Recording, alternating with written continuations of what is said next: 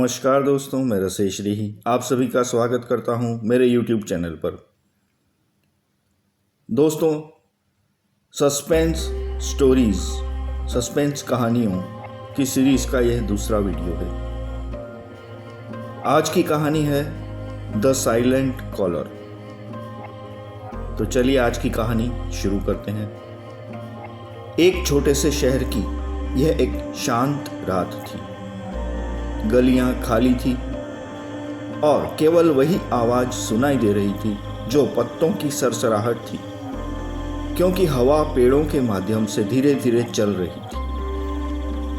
सुमन, जो अपने अपार्टमेंट में अकेली रहती थी, वह अपने दांत साफ कर चुकी थी और बिस्तर पर सोने के लिए जा ही रही थी, तभी फोन की घंटी बजती है।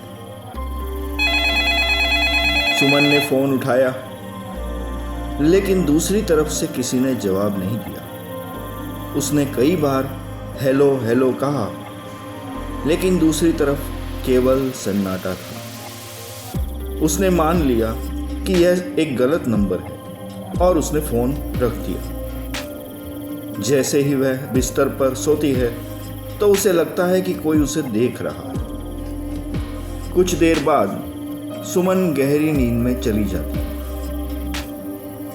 अगली रात फिर फोन की घंटी बजी। सुमन ने कई बार हेलो कहा, लेकिन एक बार फिर दूसरी तरफ से कोई जवाब नहीं आया। यह सिलसिला हर रात एक हफ्ते तक चलता रहा। अब सुमन पागल होने लगी थी और अब वह कुछ समझ नहीं पा रही थी। उसे लग रहा था कि उसका पीछा किया जा रहा है।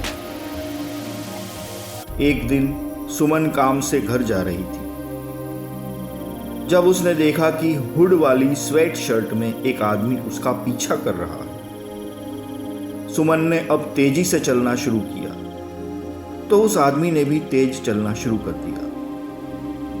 सुमन घबरा गई और दौड़ने लगी। युवक ने उसका पीछा किया, लेकिन वह भागने में सफल रही।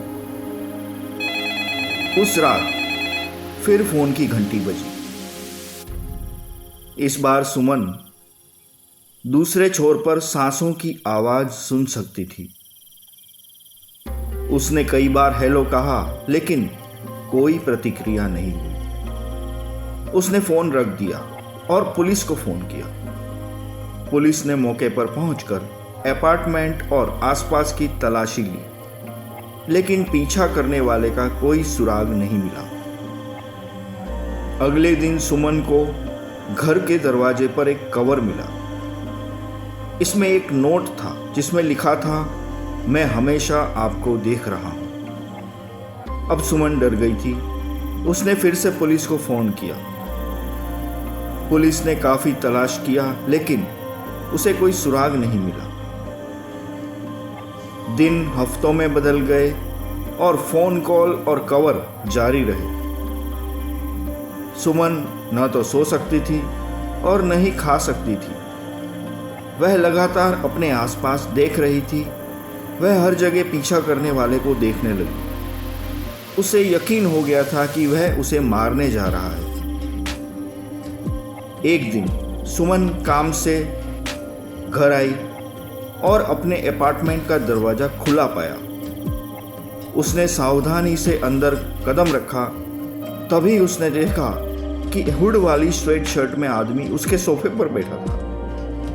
वह खड़ा हुआ और धीरे धीरे उसकी ओर बढ़ा।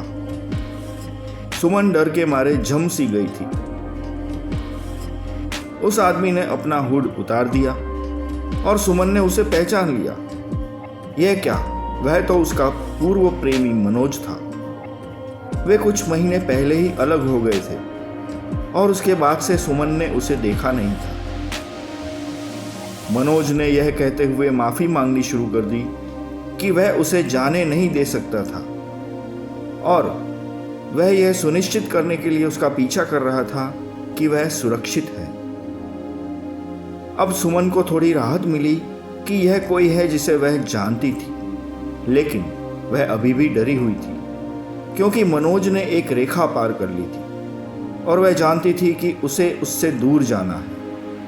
उसने फिर से पुलिस को फ़ोन किया और मनोज को पीछा करने और सुमन के घर में बिना उसकी जानकारी प्रवेश करने के लिए पुलिस ने उसे गिरफ्तार कर लिया।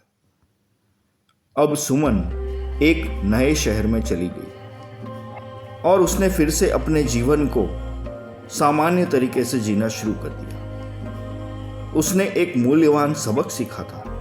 सुमन जानती थी कि वह उस डर को कभी नहीं भुला पाएगी और उसने उन लंबी अंधेरी रातों के दौरान जो महसूस किया था जब वह साइलेंट कॉलर हमेशा उसे देख रहा था। तो दोस्तों, आज की कहानी यहीं समाप्त होती है। अगली कहानी लेकर फिर से मैं आपके समक्ष प्रस्तुत होऊंगा। तब तक के लिए नमस्कार।